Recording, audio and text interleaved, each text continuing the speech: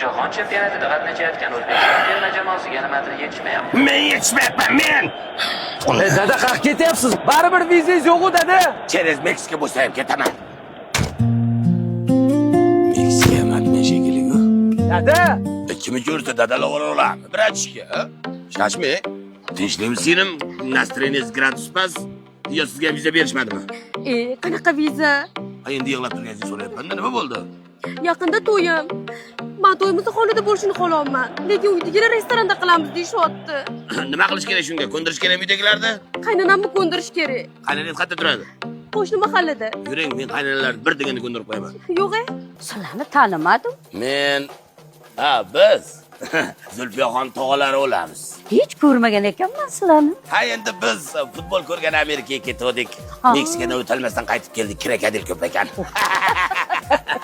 To'yda siz aytgandek restoranda qilamiz. Rostdan. Orada ikkalamiz qolib mast aylaning, sarmast aylaning, o'yinlarga tashlaymiz. Yashang, kam bo'lmang, baraka toping. Faqat bir kichkina muammo bor.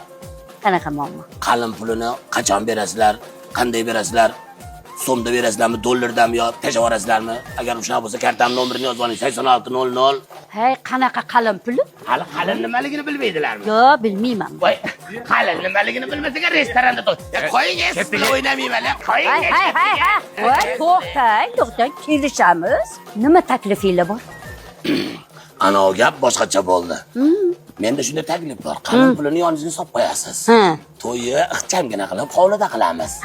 Shu ortgan puliga yoshlarga berasiz. Ular borib ishonch stroyi orom turargoh majmuasidan 20% skidga ketyapti. 22-iyundan 28-iyungacha. O'zi 13tagina uy qolgan. Ana shuni borib olishadi.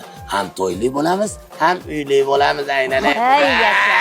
to'ylar qulluq bo'lsin, xudo xola. Voy, o'zingizga ham bor bo'lsin. Batafsil ma'lumot olish uchun hoziroq quyidagi raqamlarga qo'ng'iroq qiling.